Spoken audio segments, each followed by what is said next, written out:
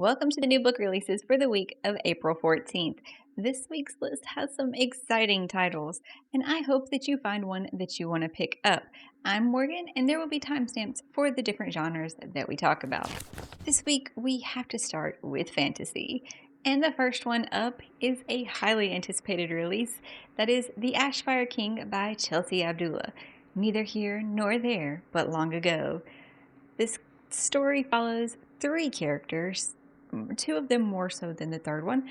In the first book, you are following Luli Nazar, also known as the Midnight Merchant, a secret person who has to travel in secret. That was weird. She travels between some of the different desert cities of their realm, trading in magic relics that she finds with her Jinn bodyguard. When she accidentally saves a prince's life, who she believes is just a storyteller at the time, she catches the Sultan's eye, as he has been trying to catch her for quite a while. But instead of being put to death immediately, she's invited to dinner at the palace and blackmailed into finding a Jinn magical lamp for him. It is a tale, though, where you are traveling across the desert as they have to stop and they have different complications that come up and they have to overcome trials that aren't trials, but the trouble that comes up. It was a good book, and I'm looking forward to seeing how they deal with what happened to them at the end of the first book, because that was a pretty big thing that happened at the end of the first book. The next up is one that I believe a lot of people are looking forward to because I saw it on so many TBRs this month, and the buzz surrounding it has gotten a lot bigger as we get closer to its release date. That's The Raven Scholar by Antonia Hodgkinson.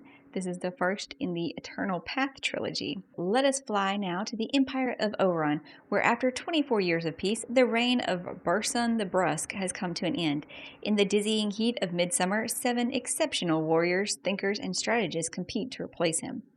When one of them is murdered, it falls to Nima Kara, the Emperor's brilliant, idiosyncratic high scholar, to find the killer and fight for the throne. Nima believes she is alone, but we are here to help. All she has to do is let us in. If she succeeds, we will win an empire. If she fails, death awaits her. But we won't let that happen. We are the Raven, and we are magnificent. That last line, oh my gosh, so much hype. So political intrigue, competition setting, trials, and with a scholar at the heart of it. Yes, this is definitely one that sounds like I want to get to it too. I can't wait to see how it goes because I know I can't get to it this month. On the opposite end, as it is a conclusion to the Soulfire Saga trilogy, The Lie That Binds Them by Matthew Ward, set in a world of ancient myth and dangerous magic, where a thief dares to seek vengeance against an immortal king and finds herself on the path to war. The first book was The Darkness Before Them. It says, these are dark times for the kingdom of Khalid, where as the magical mists of the veil devour the land, the populace struggles beneath the rule of a ruthless noble houses and their uncaring immortal king. Kat doesn't care about any of that. A talented thief, she's pursuing one big score that will settle the debt that destroyed her family. No easy feat in a realm where indentured spirits hold vigil over every vault and treasure room. However, Kat has a unique skill. She can speak to those spirits and even command them. I have not heard very many people talking about this series, but it sounds very intriguing, so I still want to try to pick up the first book to test it out. Then we have the sequel in the Soulbound saga, which I'm not sure how many books it's supposed to be, but this one is The Tainted Con by Taryn Mathrew. It says a thrilling cultivation and progression epic fantasy series continuing the harrowing journey of Jai as he navigates returning to his own people, growing in his magic, and as a warrior, fending off attacks both without and within, and of course, bonding even more with his dragon.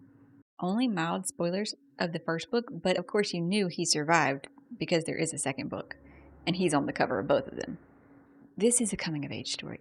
It is an adult, but it reads at the YA level, just with weird things thrown in, I feel like, to make it adult, like vulgar language and a few depiction or mentions of things. We're going to move on, though, from that to our YA book, our YA fantasy, dystopian. is a thing. This is one that I'm surprised that I did not hear about sooner, considering how much buzz the original series had. That is Watch Me by Tahara Mafi. This is continuing on in her Shatter Me universe as we are picking up 10 years after the fall of what happened in the Shatter Me universe without saying words. This part of the series is called The New Republic. James Anderson had a plan, or half of one. All that matters is that he managed to do what his older brother and the famous Aaron Warner Anderson never did: infiltrate Ark Island, the last refuge of the reestablishment. In the past decade, no outsider has breached the stronghold of the authoritarian regime. But James is in a prison cell, sure, but as far as James is concerned, a win is a win. Okay, there might have been that one little spoiler there in it. I'm not entirely sure. I haven't read the Shatter Me series, so there's that. And I didn't want to read the rest of the description because I felt that definite spoilers for the first series would incur. It's a very tight line to talk about a secondary series and not the first series. Moving into romance now, we have the fourth book in the Blue Rebel Ranch series. I think it's book 4. Wild and Wrangled by Lyra Sage. She's the one that got away. He's the one that never let her go. Camilla Ashwood had always loved to plan. Her latest was her best yet. She was going to get married so she could secure her daughter's future, get her overbearing parents off her back, and finally start building her life in a small town Meadowlark, Wyoming. Easy, right? Dusty Tucker had spent nearly all of his adult life running. Running from what, though?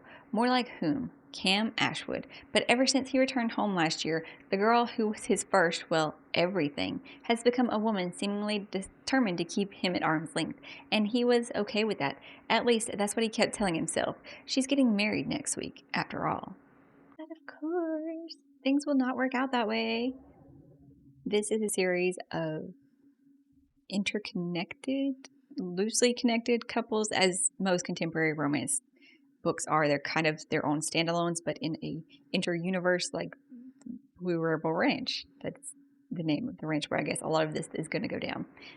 As is our next book. This is the third in the Bridesmaid for Hire series, also following different couples, though I don't entirely know if they're all really related. I think this one has a character who's maybe a brother of one of the other characters in one of the other books. That's how I see that being connected, but I'm not entirely sure. Bridesmaid by Chance by Megan Quinn. When a chance at being a bridesmaid turns into a chance at being a bride, how can she possibly refuse? Hudson Hopper is in some trouble. After doing his business partner Jude a favor by hiring Jude's younger sister Sloane, Hudson very quickly finds out that she's a massive distraction, especially since she's now his assistant. But when they are confronted with a situation where Sloane is told to fill in as a bridesmaid for one of Hudson's business partners, she comes up with a trade. She'll be part of the Regency wedding, corset and all, if Hudson marries her in return. Sloane knows the value of the trade. He needs her, and she needs his wedding ring to get into a high society club that will further her career.